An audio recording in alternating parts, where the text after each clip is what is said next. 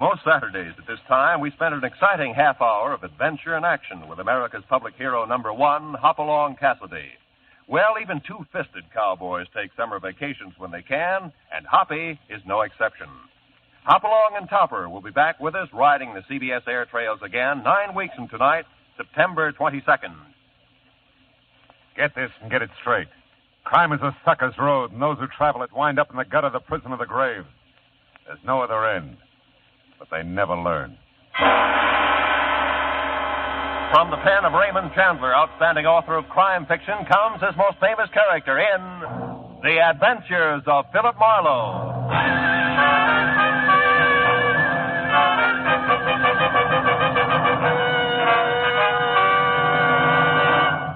Now, with Gerald Moore, starred as Philip Marlowe, we bring you tonight's exciting story, Life Can Be Murder. The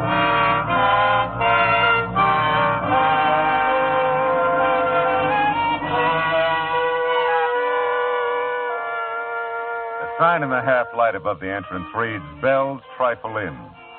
If you say it fast enough, you may be right. It's authentic English script, and it hangs over the door of an authentic English restaurant just south of the authentic Sunset Strip, owned and boss-headed by Belle Smithers. Inside, from the paneling to the prime rib, from the Welsh rabbit to the dartboard at one end of the bar, it's the Union Jack all the way. And it figures.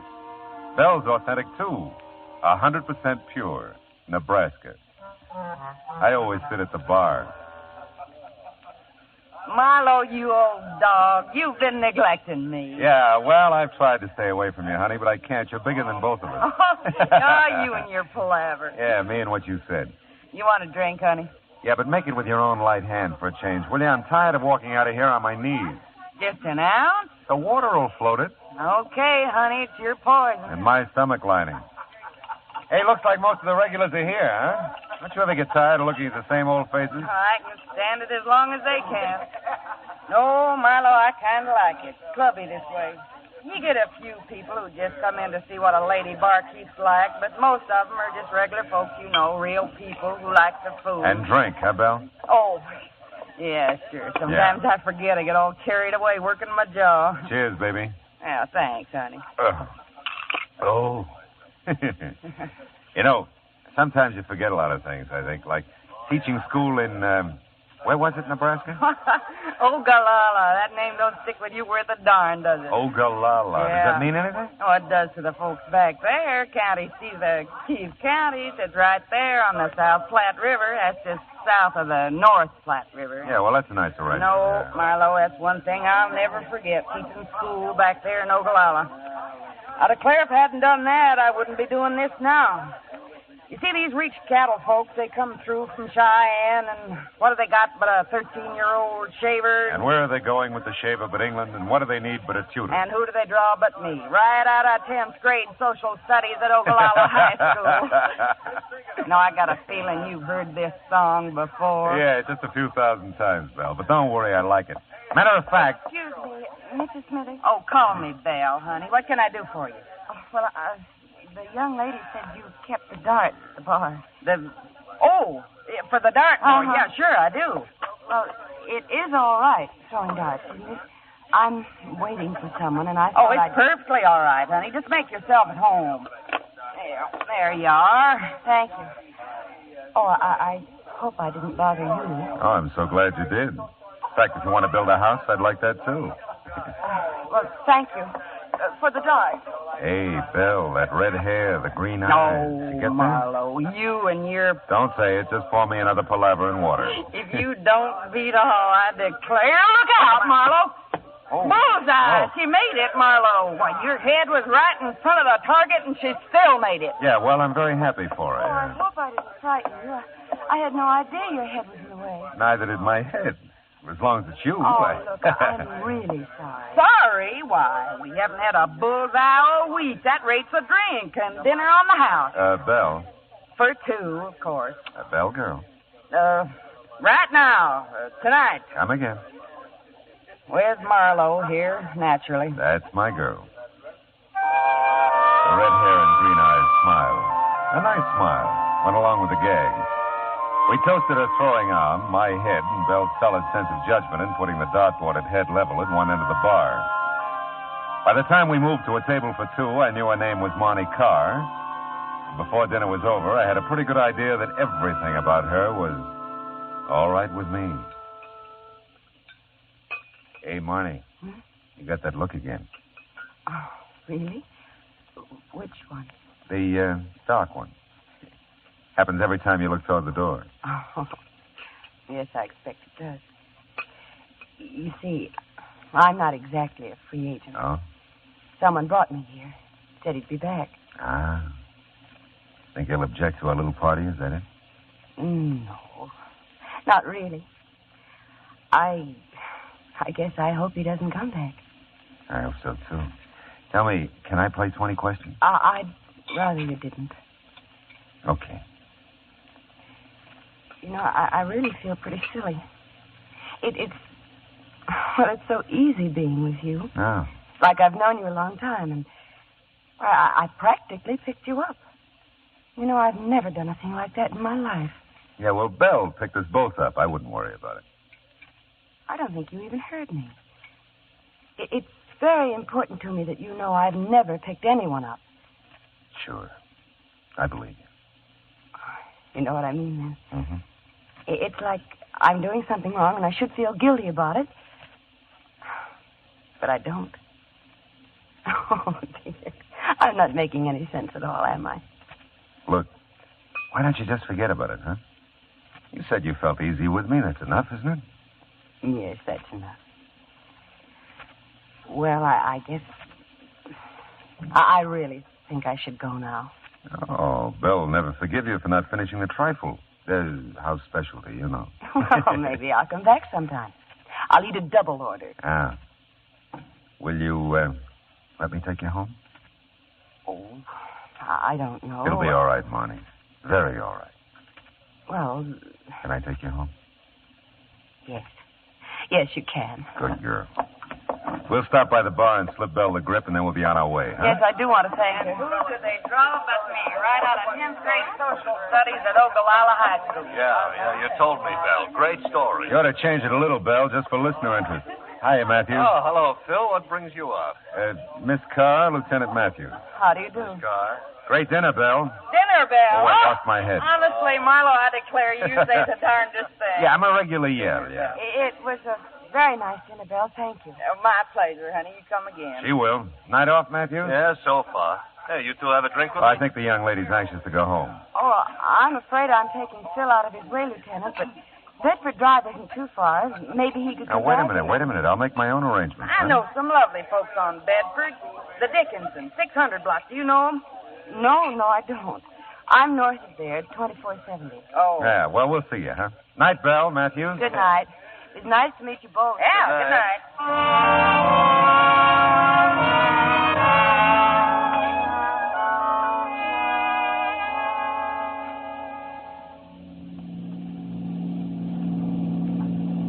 Turn right at this corner. It's the last house on the Oh. Say, Marnie, can we do this again? Oh, I don't know, Phil. Are you usually at Bell's in case I get the urge to throw darts again? Yeah, well, I also have a home, and I'll get a dartboard. Let's keep it at Bell's. Maybe later sometime I'll... Oh, wait a minute. This What? is the house. Oh. Hey, looks like you got company. Car in the driveway. Yes, I see it. I wonder... The guy who was supposed to come back and didn't? I'll say goodnight here, Phil. Don't bother coming to the door. Oh, now, look, I think I... I mean it. Well, maybe I'll see you at Bell's again. Don't call us. We'll call you. Is that it? That's it, Phil. Hmm. Thanks. I liked it. Great work, Marlo. So crazy about you, she's running the other way. Oh, what on earth are you doing there? Till I be back. Never mind, Paul. Let's go inside. Good night, Phil. Thanks again.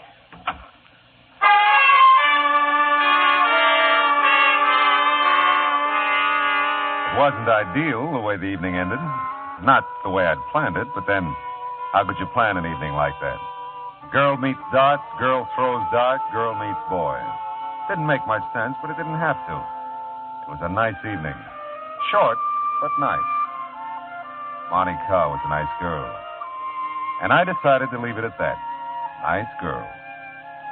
It was straight up 11 o'clock when I got home. I thought about the red hair and the green eyes for several pleasant minutes, and then I went to bed, to sleep.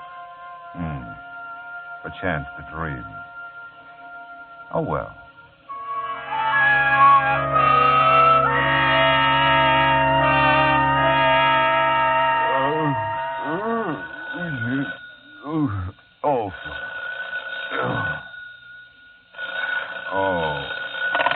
Hello. Matthews, Phil. Yeah. That girl you were with last night, where was it she lived? Where did she live? Yeah. Look, it's not even 8 o'clock in the morning. You're asking... Take it easy, Phil. Was it 2470 Bedford Drive? Yes, it was 2470 Bedford Drive, and if you hurry, maybe you can get there in time for breakfast. I'm already Abo- here, Phil. And you better come on out. The dame has been murdered.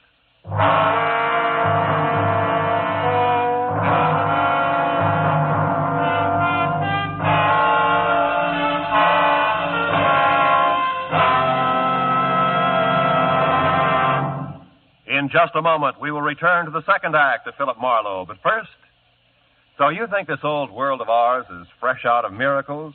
Maybe you sort of long for the days of the Arabian Nights or folks of fable who possessed those magic wands, lamps, rings, talismans that all produced wonders? Well, if you do, you'll find CBS's Mr. Aladdin a refreshing gent to meet. He gets the name Mr. Aladdin from the fact that his exciting adventures have the atmosphere of miracles about them. Listen for him later this evening on most of these same CBS stations. And now with our star, Gerald Moore, the second act of Philip Marlowe, and tonight's story, Life Can Be Murder.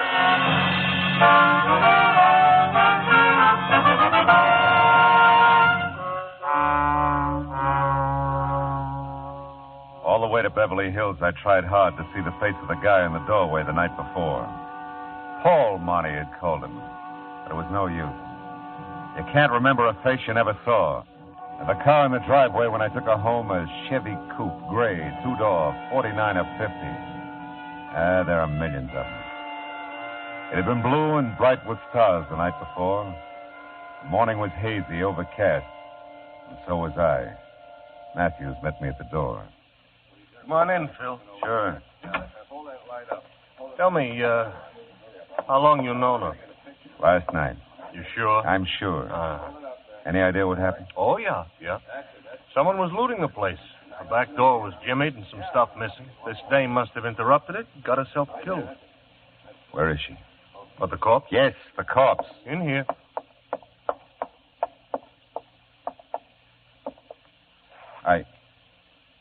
Hey, that's not Marnie. Did I say it was? Oh, no, but I thought that... Never mind, do you know who this is? Yeah. Ann Harkness, according to identification on her purse. Oh? She's from New York. Taxi driver brought her here about 11 last night from the airport, and the coroner says she must have been shot shortly after that. Uh-huh. Did you bring your girlfriend straight here from Bell's? Yeah. Oh, that's new for you. All right, huh? That would put her here by 10:30 easy. So? So the taxi driver says a red-headed gal answered the door and let the Harkness woman in. That doesn't prove a thing. No, it doesn't. I'd like to talk to her, though, Phil. You know where she lives? Well, she lives here, doesn't she? No. House belongs to Mr. and Mrs. Orville Edwards. They're out of town. They got called to Chicago yesterday with a death in the family. Oh? And the neighbors don't know anything about this Miss Carr, was it? Yeah, Marnie Carr. Yeah.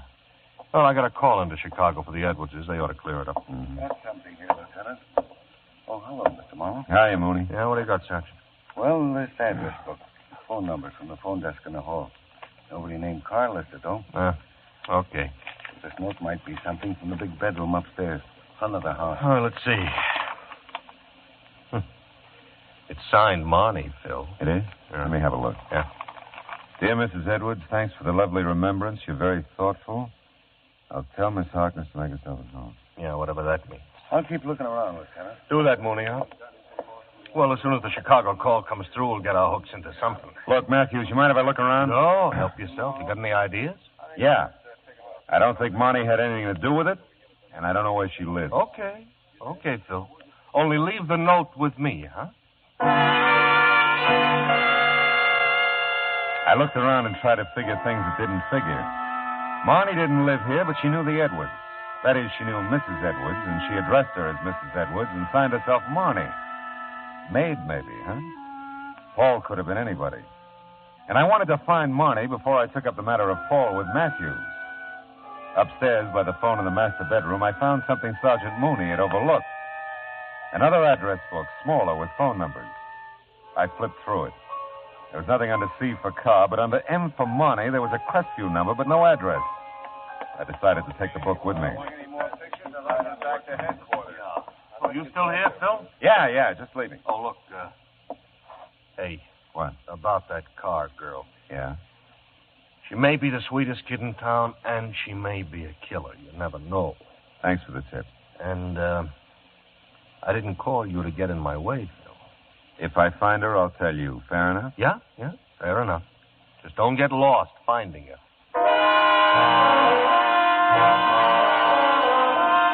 It was kind of a break. Head start, at least. I had a phone number for Marnie that Matthews didn't have, and I wasn't for her against him. He knew that. I just couldn't think murder and Marnie in the same thought. Until I could, I'd string with her if I could find her. The morning haze was lifting somewhat as I stopped at a gas station on the strip and used the payphone.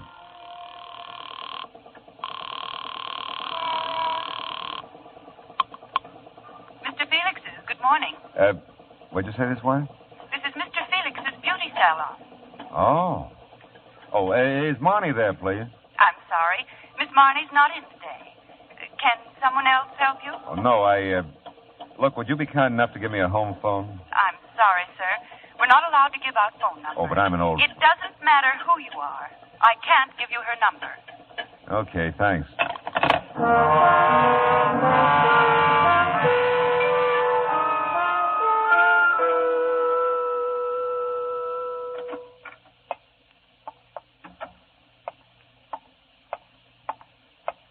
May I help you, sir? I just talked to you a few minutes ago on the phone about Marnie. I remember? told you then.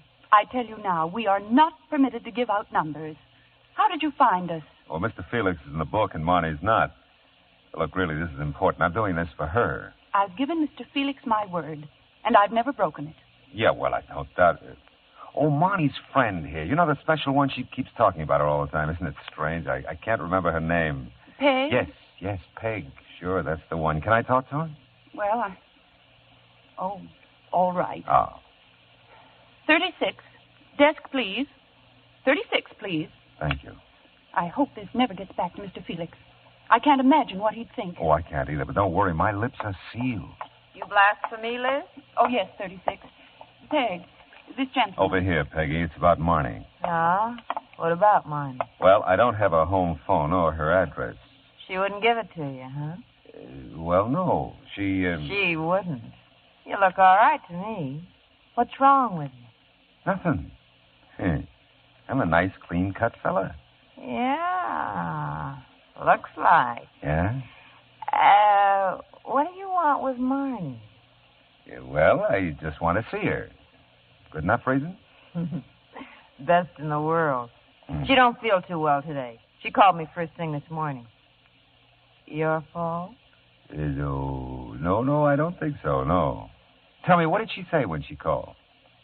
But she didn't feel too well. Ah. Well, now, look, Peg, does Marnie go out to Mrs. Edwards often? Just when she's called to do her hair. Mm-hmm. Good enough reason? Best in the world. Do I get that phone number? Ridgely 0040. 0040. Yeah. And that's 1637 North Vermont, apartment B. Ridgely 0040, 1637 North Vermont, apartment B, Yeah. huh? And walk softly by A. That's the landlady. Yeah, well, I'll remember. Thanks, Peggy. And if you don't find her, come back. I'll give you mine.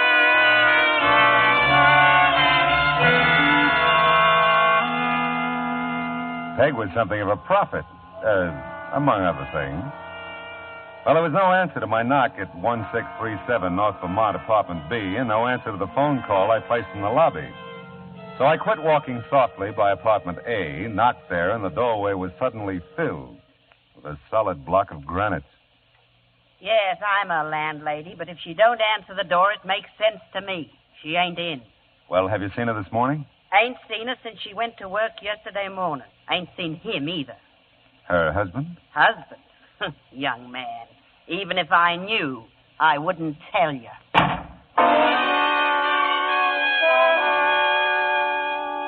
You know, I was getting proud of my head. It could dodge anything from flying darts to door slams near the eyebrow. But that was about all I was proud of at the moment. I wasn't exactly closing in on Marnie. The landlady's snort didn't give me much of a line on Paul, if that's who she was exhaling about. And there was the matter of Ann Harkness, who flew into Los Angeles the night before, just in time to be murdered. Well, I drove to a nearby drive-in and mulled it over a sandwich. Coffee was grim, too.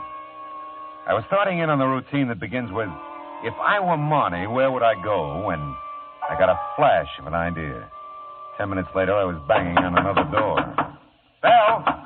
Bell, anybody home? Bell!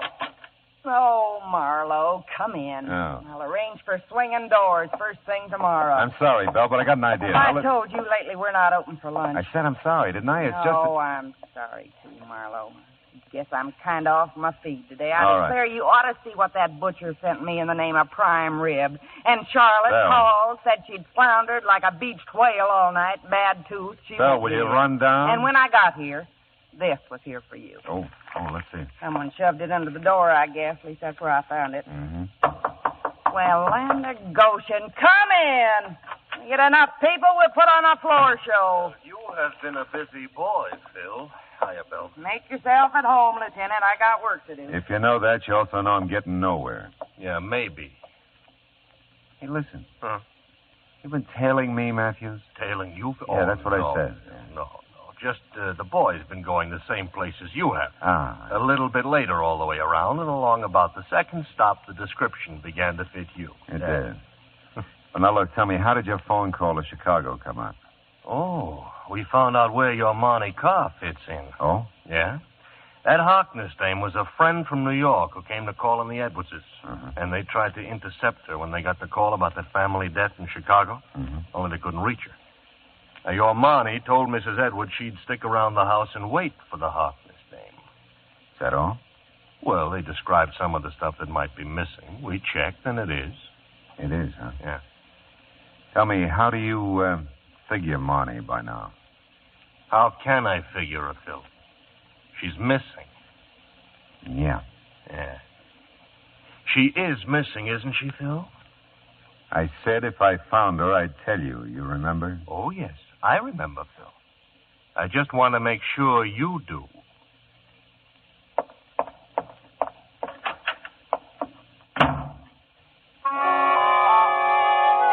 I had a reason for not telling Matthews about the note Bell gave me. It was signed Marnie, all right, but it wasn't the same handwriting I'd seen in the note she left for Mrs. Edwards. It said, Phil, meet me at 8:30 tonight in the park above the bluffs of Santa Monica. That was all. Except 8:30 was like 6 hours away. And it's just dark here at 8:30. And a fella can get killed keeping that kind of an appointment.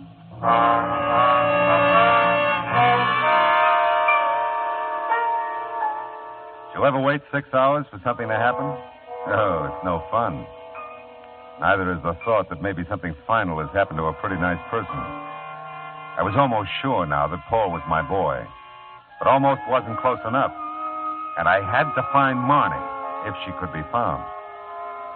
Well, I got to the park above the Santa Monica Bluffs about 15 minutes early. Left my car a block or so away.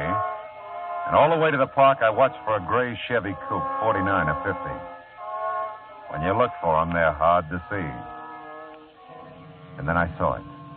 Parking half a block down, a guy got out and headed into the park. I let him go, got to his car about the time he reached the bluffs. I don't know what I thought I'd find, but not in my wildest dreams did I expect what I found. 3 minutes later, I was foot to floorboarding it up the coast highway toward Malibu. The Seaway Motel, 21245 Malibu Road. That's the way the parking ticket I lifted from under the windshield wiper on the Chevy read. And that was good enough for me. I hit 2 wrong doors before I found the one I wanted, and I had to spring the lock. Morning. Plays rough, doesn't he? Here. I'll untie your wrists. Knows he can get away with it. Phil, I've been such an idiot. You love him a lot, huh? Who doesn't love their own kid brother? Paul is your kid brother? Yeah, all mine. Write it down somewhere, Phil. Big sisters don't make good mothers. Take it easy, honey. You're okay now. Sure, I'm fine. First I catch Paul stealing from the Edwards. Then I stand there like a zombie and watch him shoot down a woman he's never seen before. Take it easy, honey. Oh, Phil, I'm sorry. I didn't want to drag you into this. He asked me who you were when you brought me to the Edwards last night. I'd never heard of you, but Paul had. And... Wait a minute. That's probably him now. Be careful, Phil. He's crazy. I'll be ready for him. Right behind the door. Your bright boyfriend stood me up. We got to get out of here. Oh, Hey, what is this? You...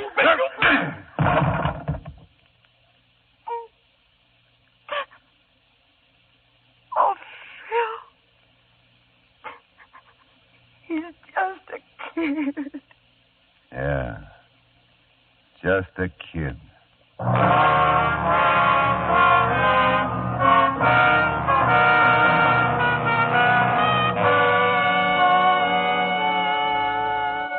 I called Matthews and wound it up. Everything checked, everything balanced. Paul cried like the baby he was and blabbed his head off when he came to. Monty just cried. Funny how many people dispose of anything from mayhem to murder with the phrase, he's just a kid.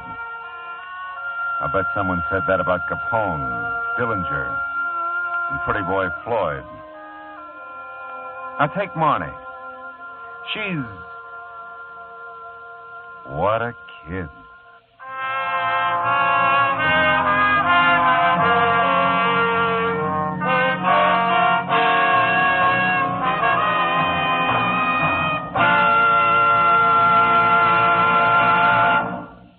The Adventures of Philip Marlowe, bringing you Raymond Chandler's most famous character, star Gerald Moore, are produced and directed by Norman MacDonald and written for radio by Kathleen Height. Featured in the cast were Virginia Gregg and Joan Banks, with Paul Dubov, Jim Nusser, June Whitley, Shirley Mitchell, and Marjorie Bennett. Detective Lieutenant Matthews was played by Larry Dobkin. Gerald Moore may soon be seen in the Santana production, Sirocco. The special music is composed by Pierre Garrigank and conducted by Wilbur Hatch.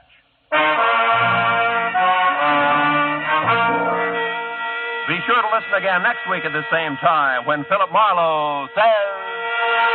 This time a pair of crossed telephone wires put the good neighbor policy into effect.